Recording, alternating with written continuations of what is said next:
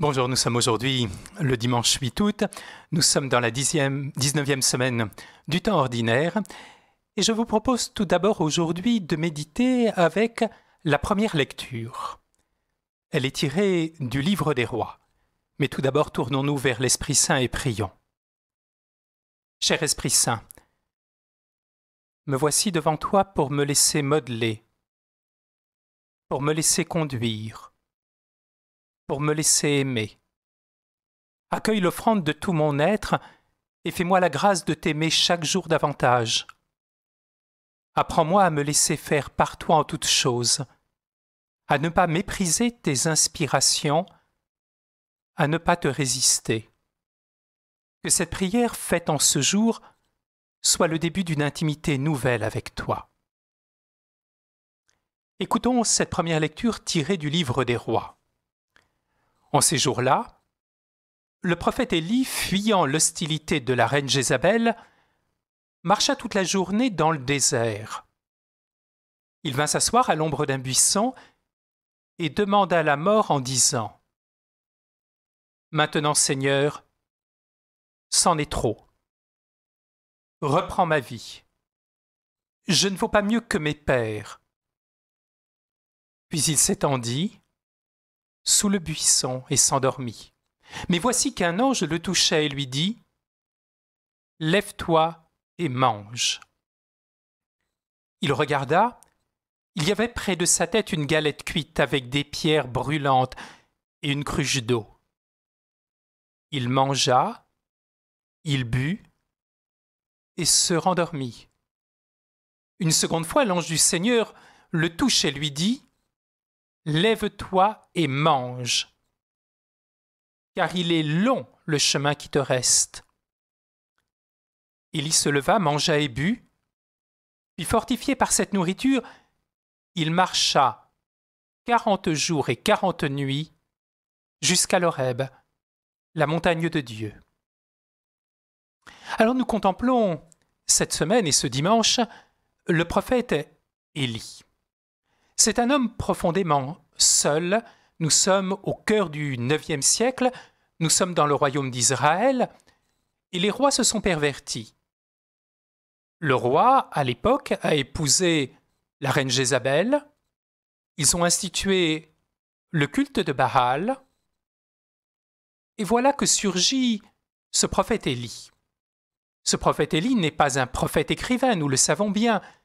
Il est dans la lignée des prophètes, conseillers du roi, comme l'a été précédemment le prophète Nathan en particulier, ou encore Samuel. Ainsi donc, il est appelé à conseiller le roi d'Israël qui ne veut pas de ses conseils. Alors il doit fuir. Il est seul. Et nous savons qu'il est monté juste avant cette page sur la montagne du Carmel. Là, il a affronté les prophètes de Baal. Il a mis de l'eau sur le sacrifice et sur le bois. Et la force du Seigneur s'est manifestée. Mais à la suite de cet événement, le prophète a commis une faute très grave. Il a tué les prophètes de Baal, car le Seigneur ne veut pas la mort du pécheur, mais qu'il se convertisse. Du reste, nous le savons très bien, tuer le pécheur n'a jamais éliminé le péché. Bien au contraire.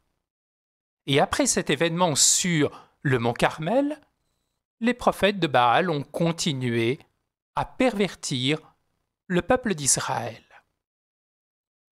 Et c'est comme cela que, se rendant compte de cette faute, le prophète Élie va fuir.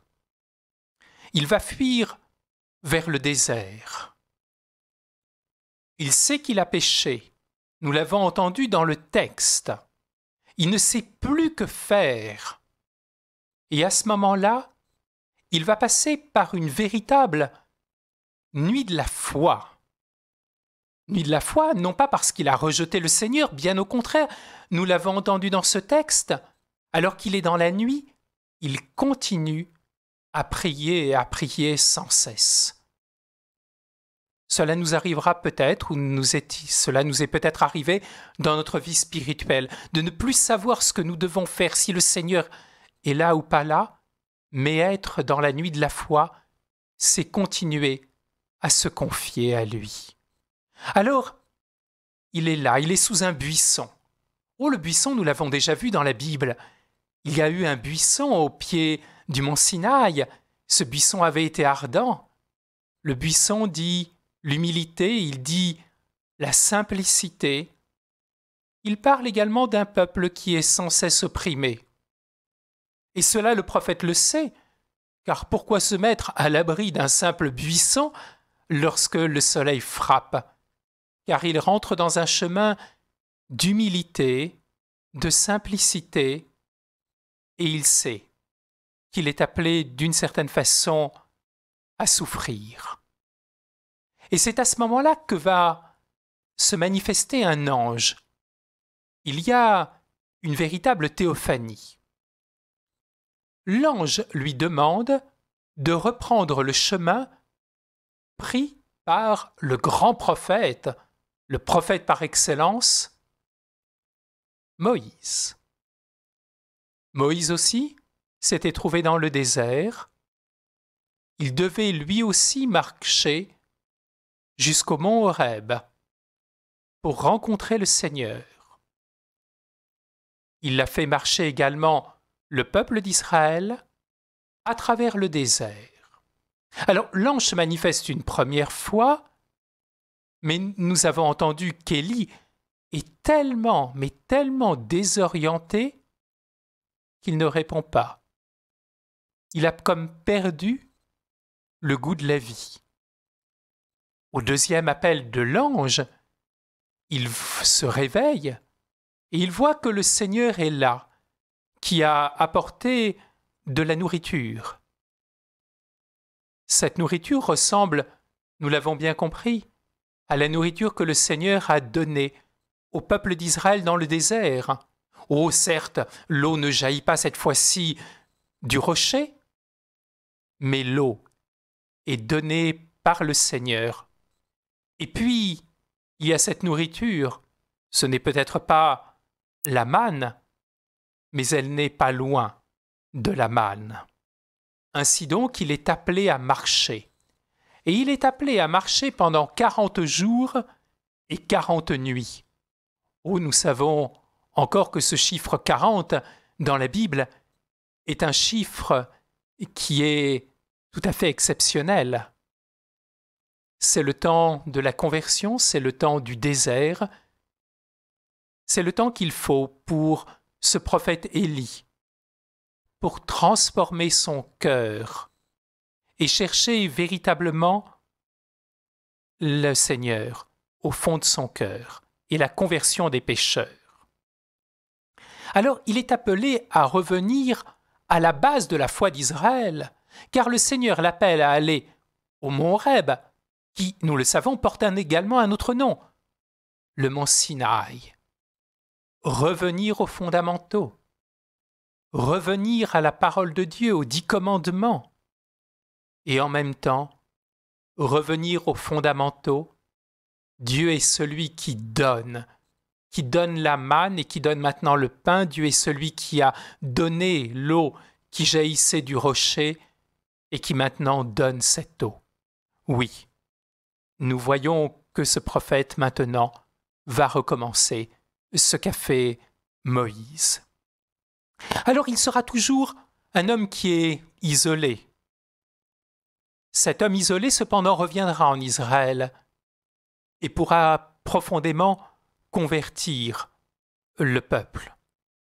La tradition chrétienne attache une grande importance au prophète Élie, non seulement parce que on nous dit bien qu'il va revenir à la fin des temps, mais il est revenu avec Jean-Baptiste, mais en particulier, lorsque nous lisons la lettre de Saint Jacques, on nous dit bien que c'est un homme qui a été persévérant dans la prière.